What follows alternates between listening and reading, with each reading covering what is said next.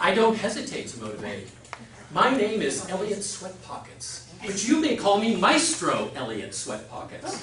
Why? Because I bring to you a symphony of motivation. Madam Contest Chair, esteemed Toastmasters, most welcome guests. Can you feel the energy in the room? Can you feel the energy in the room? Neither can I. That's right. I must insist that we, M-O-T-I-V-A-T-E-Y-O-U. What's that spell? Motivate you. It's maybe hard to believe, but this is my first time up here speaking publicly. If you want to know what the secret of my future success will be, it will be this acronym that I'm going to present to you for the word motivate. And for those of you who aren't familiar with acronyms, well, let me just give you an example of a simple one. Everybody knows SCUBA, right? S-C-U-B-A, SCUBA, which of course everybody knows stands for Self-Contained Underwater Bathing Apparatus. Everybody knows that. All right, let's get this ferry boat on the road here. Motivate. M. What does M stand for? Help? M? Motivation. Let's not make it harder than it seems. O. O. This is easy. O is for Olivia Newton-John. Why? I think of two things when I think of Olivia, my sister from down under. Number one is a dining establishment, an elegant dining place called Francois Mayonnaise. The restrooms in Francois Mayonnaise are the Elton John and the Olivia Newton-John. Which was pretty indeed. But moving on to number two, which I think is perhaps a little more to the motivational point, is another John. As a matter of fact, John Farrar wrote a song in 1975 for our friend Olivia. And it went something like this. Have you never been mellow? Have you never tried to find the comfort from inside you? 1975. Life was giving me lemons, and I was allergic to lemonade. I was unemployed. I was unmotivated. But I listened to that song many, many times. And you know what? I felt that comfort from inside me. So what, you say? So what? I'll tell you what. 2 years later, I was the assistant manager of the South Hoboken Dairy Queen, just off exit 17. True story. T? T stands for trust me. Trust me. If you follow this motivational plan, this acronym precisely, I promise you that you will experience the same kind of psychic, motivational booster rocket that I experienced one night at Francois Mayonnaise, as a matter of fact.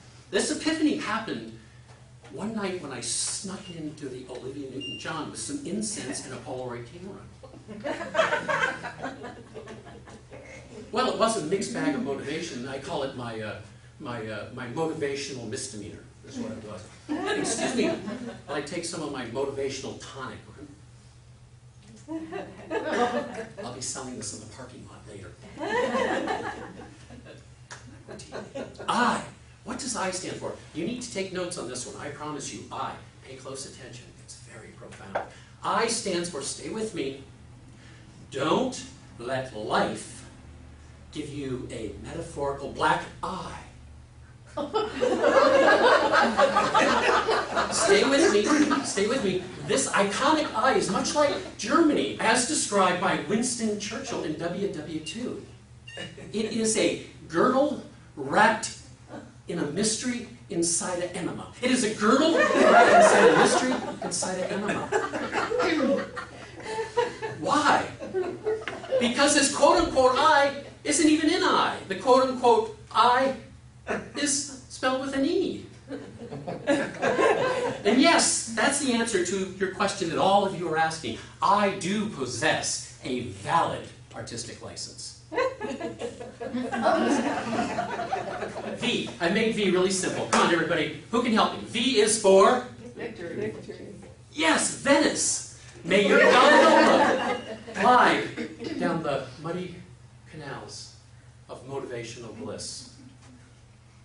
I-T-V-A. Oh, A! A is for easy. It's acronym. Acronym.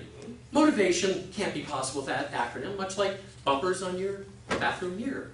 Acronym, A. T. What is T for? I think T is a little bit obvious, but you tell me. T is for tonsillitis. No, pardon me, tuberculosis. Tuberculosis. Simple, right? Think how much more difficult motivation would be if you had tuberculosis. Right? Or another breathing disorder, for that matter, that starts with T, like tonsillitis. Is that correct? But what I really want to say to you folks, to my friends, is that really, let's count our blessings. All we really need is just enough motivation to get through another miserable day of life-sucking monotony. Isn't that true? E. From E, I borrow from the great writers Stephen Sondheim and Stein. They wrote a song for Ethel Merman, which he portrayed the unflappable, the full-figured Gypsy Rose Lee.